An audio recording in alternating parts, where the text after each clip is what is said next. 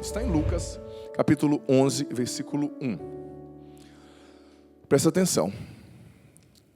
Um dia Jesus estava orando num certo lugar. Quando terminou, um dos seus discípulos pediu-lhes: Senhor, ensina-nos a orar. Esse é o versículo sobre o qual eu quero refletir. Senhor, ensina-nos a orar.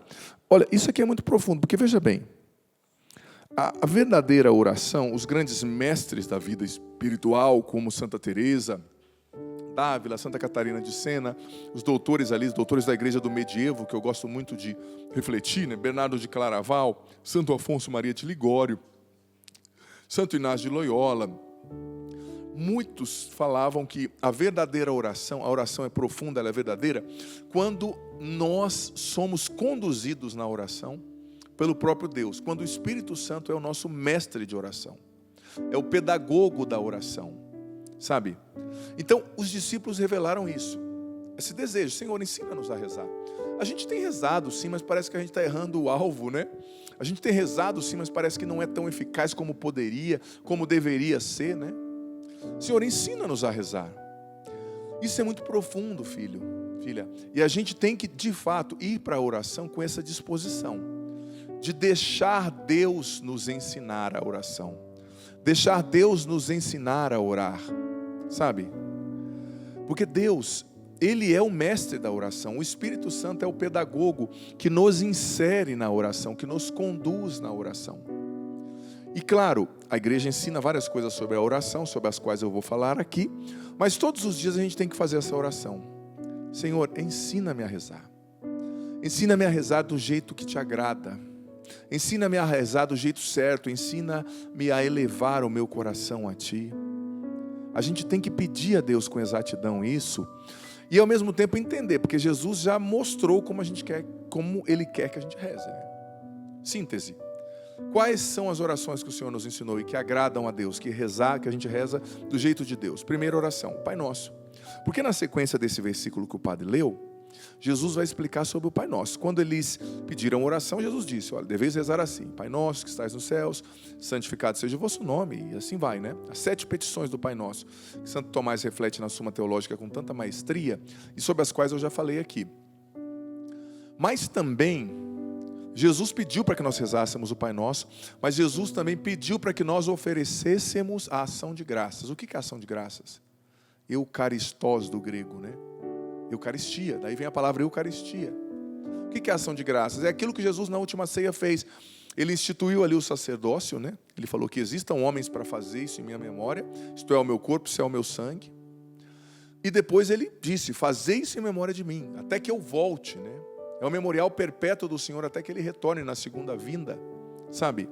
Então, filho, filha, a Eucaristia é a oração que agrada a Deus. A missa é a síntese de todas as orações, é a maior oração que existe, porque ali você ouve a palavra, ali você pede perdão dos seus pecados, né, no ato penitencial, ali você agradece a Deus no hino de louvor, ali você oferece uma oração que abre ali o evento do que nós estamos vivendo e abre o nosso coração a Deus, que é a oração da coleta. Ali, como eu disse, você ouve a palavra, ali você ouve a reflexão sobre a palavra, ali você tem a petição, né, o símbolo dos apóstolos, o creio, depois as orações, os pedidos, né, as preces. Depois você tem a oração eucarística, que é uma oração já dirigida ao Pai. O padre reza ao Pai pelo povo, né? No papel de Cristo ali. Ele é o Cristo oferente, é o Cristo que é ofertado e é o Cristo que é o altar, né? O padre é um outro Cristo ali. 3 dimensões do sacerdócio do Messias, né? Ele é altar, ele é sacrifício, ele é sacerdote. O padre é isso, falando com o Pai. Depois nós recebemos o corpo e o sangue de Jesus, né?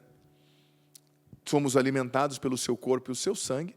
E depois fazemos a oração final e recebemos a bênção para ir para casa. Então essas são 2 formas que Deus ensinou que Ele quer que a gente reze. Isso é fato.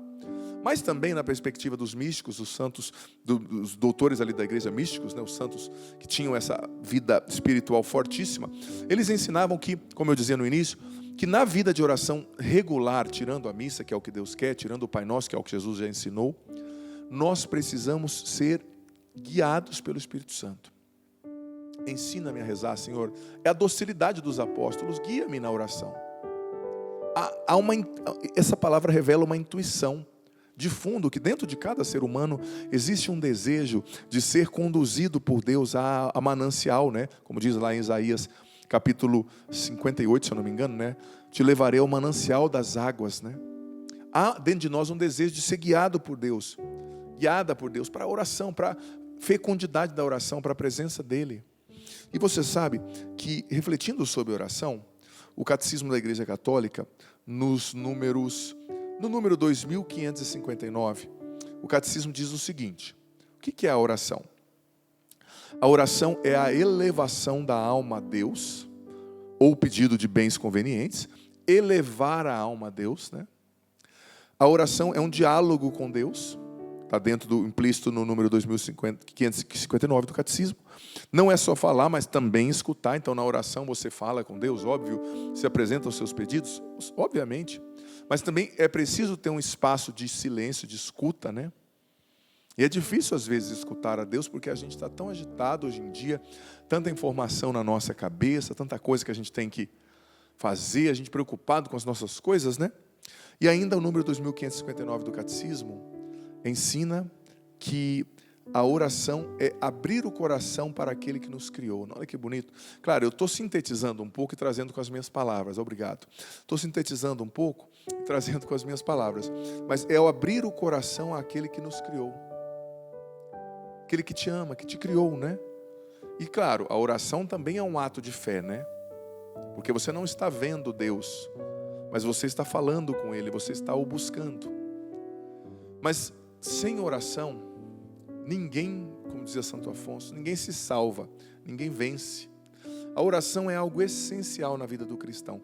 E eu digo para você, tem muito cristão que está cometendo gravemente o pecado do orgulho, da soberba e da autossuficiência porque não reza. Porque Jesus disse, João capítulo 15, sem mim nada podeis fazer. Se você está vivendo sem rezar, é sinal que você está sendo orgulhoso e achando que você se basta. Não. Sem Ele você não pode fazer nada. Sem Ele você não vai ser um bom pai, não vai ser uma boa mãe, não vai ser um bom profissional, não vai ser um bom padre. Eu fiz esse propósito pessoal.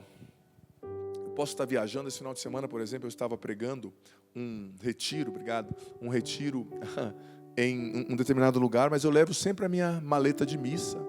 E lá no hotel, no lugar onde eu estava, eu acordei 2 horas antes de virem me buscar, celebrei a minha missa. Eu ia até a missa no encontro, mas eu celebrei. Claro, eu sou padre, para mim é diferente, eu sei, mas celebrei a minha missa, fiz adoração ali ao Santíssimo, depois comunguei, fiz ali a minha liturgia das horas, o estudo da palavra, para depois tomar café, para depois ir para o retiro. Porque no retiro, gente, milhares de pessoas precisando de mim. Mas elas não estavam, de fato, precisando de mim. Elas estavam precisando do Deus que está em mim. Mas se eu não tivesse rezado, o que eu teria para dar para essas pessoas? Nada.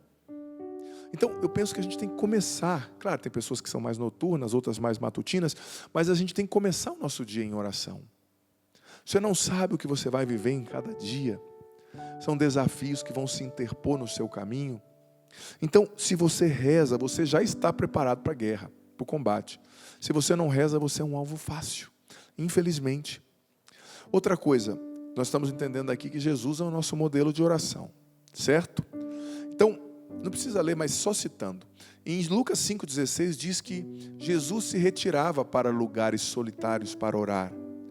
Talvez você fale, padre, como é que eu vou me retirar? Eu tenho 3 filhos. Eu tenho esse problema. Mas duvido que no seu dia você não consiga ter um espaço mínimo para você ficar em silêncio, nem que seja no banho. Ou quando a sua criança dorme. É porque quando a gente está em silêncio, a gente liga o celular, né? Quando a gente está em silêncio, a gente quer ver série. Quando a gente está em silêncio, a gente fica enchendo a cabeça de barulho. Mas, na verdade, a gente tem que habituar o nosso coração ao silêncio, à leitura. Não existiu nenhum santo que se tornou santo na história da igreja sem ter momentos de oração e de recolhimento. Nenhum. Padre, eu não sou um monge. Você não é um monge. Você tem a vida ativa, talvez como eu tenho. Mas sem oração, gente, vai dar ruim. Tudo, olha, eu tenho aprendido. O ano passado eu gravei um DVD. Antes de eu gravar esse DVD, eu rezei cada detalhe desse DVD, sinceramente falando. Antes de eu ir para uma viagem, antes de eu fazer uma coisa, eu tenho aprendido. Não é que eu seja modelo, não, tá? É porque já deu muito errado coisas que eu fiz. Então eu fui entendendo. Eu sozinho não me basto, eu sozinho não vai dar. Eu preciso rezar. Eu preciso levar a Deus na oração. Por quê? Porque às vezes até a sua intenção e a sua inspiração é boa. Mas ela precisa ser purificada por Deus através da oração. Ela precisa, ser como o ouro, né, purificado no fogo, ou peneirada, né, para você ficar com essência, porque às vezes você ouve Deus, mas você não ouviu bem. Está misturado ali com os seus sentimentos, está misturado com as suas carências, está misturado talvez com a sua vaidade. Mas quando você silencia, o silêncio desmascara qualquer sentimento. Porque às vezes até atrás de uma reta intenção, que você acha que é reta intenção, tem um desejo torto ali que precisa ser corrigido. Do ponto de vista moral, das virtudes, né? Então o silêncio, o recolher-se, ajuda muito. A gente precisa ter esses momentos de recolhimento. Não é que a gente não tem, como eu disse, é que quando você chega em casa, você já liga o rádio, né? Ou já liga um vídeo, etc. Continuando. Você sabe que a gente aprende com Jesus, que é o modelo de oração. E se você olhar na vida de Jesus, ele rezou antes de todos os momentos importantes. Por exemplo, ele passou a noite em oração, antes de escolher os 12 apóstolos, e ainda Judas o traiu. Imagina se ele não tivesse rezado, né? É claro, Judas o traiu também por um outro desígnio, a gente sabe que tem todo um desdobramento aí, né, teológico. Ele rezou bastante antes do seu batismo, né? Ele passou a noite em oração antes de encontrar João Batista, antes de começar o seu ministério público. Ele rezou bastante lá no Getsêmani, antes da paixão. Ele buscou força para carregar sua cruz, para carregar, concretizar sua missão, levar até o fim rezando, né? Então, eu fico admirado, tem gente que é cristão, que é católico, mas que muda de casa, muda de família, muda de emprego, começa namoro, casa, sem rezar antes, sem perguntar, Senhor, é isso? É aqui que o Senhor me quer? A gente precisa aprender a perguntar e a deixar Deus falar ao nosso coração. Outra coisa que é importante citar aqui, Santo Afonso ensinava, doutor da igreja, eu gosto muito de Santo Afonso, que a oração é a única arma que a gente tem diante das tentações, sabia? Porque eu vou ser sincero, deixa eu ser direto contigo, o demônio te estudou, tá? Ele é mais inteligente que você, ele está aí há milhares de anos, ele é um espírito de luz, né? Foi criado para ser um espírito de luz e acabou Lúcifer, né? Se tornando o diabo, o demônio, porque negou a Deus, se tornou um espírito de trevas. Mas ele recebeu uma sapiência, um conhecimento elevado do Senhor. Quando ele foi criado para ser aquilo, desviou a finalidade dele, mas os dons e os chamados de Deus são irrevogáveis. Ele continuou com aqueles dons que Deus lhe tinha dado, hoje usando para o mal. Então, a tentação te conhece, o inimigo te conhece. Você não é mais forte que a tentação, não é. Talvez algumas coisas não mexam tanto com você, mas existem outras que te derrubam. Cada um tem a sua tentação. Então, dizia Santo Afonso, se você não rezar, você vai cair, porque você não é mais esperto que o mal. É a tentação, é a oração, que te dá iluminação, percepção, porque existe um movimento no mundo espiritual que está acontecendo agora. O movimento do Espírito Santo, da graça, mas também o movimento do mal, do inimigo. E a gente, quem não reza, não tem essa visão espiritual para perceber que às vezes muitas coisas que estão acontecendo não são somente uma falta de sorte, tudo quebrando na sua casa, você e o seu marido brigando. Há uma ação do mal, há um movimento, e é preciso rezar para perceber isso, sabe? Rezar para perceber, para se libertar disso. Mas se você não reza, você não recebe a fortaleza que você precisa para enfrentar as tentações, e não só a fortaleza para enfrentar as tentações, mas fortaleza para você viver a sua missão, porque tem dia que não é fácil, você acorda cedo com as suas 3 crianças, um dia de trabalho, coisa para entregar, conta, você tem que catar o touro pelo chifre, você tem que fazer o que você tem que fazer, mas sem rezar você não tem fortaleza. Talvez é por isso que muita coisa não está dando certo na sua vida, porque você está rezando pouco. Talvez é por isso que você e teu marido têm brigado tanto, porque você não busca sabedoria e iluminação em Deus para lidar com Ele. Talvez é por isso que você perdeu a mão com seus filhos, porque só o Espírito Santo vai te inspirar a pedagogia certa para educá-los. Sozinho você não vai conseguir, sozinha você não vai conseguir. Isso é fato. Então você precisa rezar para você viver o seu namoro. Senhor, me inspira, me dá sabedoria para eu lidar com o meu namorado, me dá sabedoria para eu lidar com essa minha mãe difícil. Senhor, me ajuda naquele ambiente de trabalho tão hostil, no qual as pessoas não me entendem, me perseguem. Senhor, me dá a tua força para eu encarar esse tratamento de saúde. A gente precisa rezar, gente. Nós precisamos rezar. E você sabe, que a oração também, ela nos dá luz para discernir a vontade de Deus. E o discernimento é muito importante. Santo Inácio dizia, né? Que a gente precisa discernir aquilo que vem de Deus, aquilo que vem do inimigo, aquilo que vem de mim. E discernimento não é uma coisa simples, tá? A gente precisa apurar a nossa percepção espiritual para aprender a discernir. Muitas pessoas fazem escolhas ruins, das quais se arrependem para o resto da vida, porque não discernem antes, não fazem o discernimento espiritual, sabe? Então a oração vai te dar luz para discernir a vontade de Deus. Sem oração você já está perdido, você está cego no meio do tiroteio. Você já imaginou o que é você aí cego no front ali da guerra? Tem aqueles sacos de areia, tem aquelas coisas, a galera atrás de tudo aquilo, você sai com uma venda amarrada nos seus olhos, onde os tiros estão comendo para a direita e para a esquerda. Meu irmão, tem como dar certo isso? Não tem. Então é a oração que vai te dar luz para perceber de onde vem a bala. Vai te dar luz para discernir o que é vontade de Deus. Vai te dar luz para discernir quais são as batalhas que você tem que lutar, porque não são todas as batalhas que Deus quer que você lute. Não se engaje nas brigas erradas.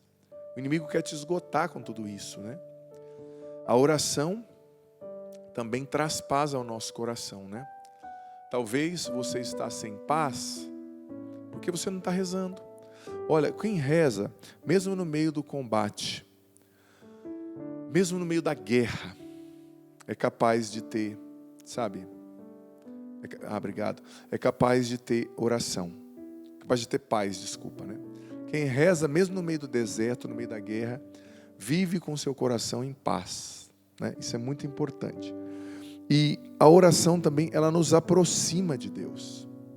Talvez você pode dizer, padre, eu não rezo por falta de tempo, eu não rezo pela distração, eu não rezo por causa da secura espiritual, mas, gente, persistir é essencial. Deus vê o seu esforço, se esforce para rezar.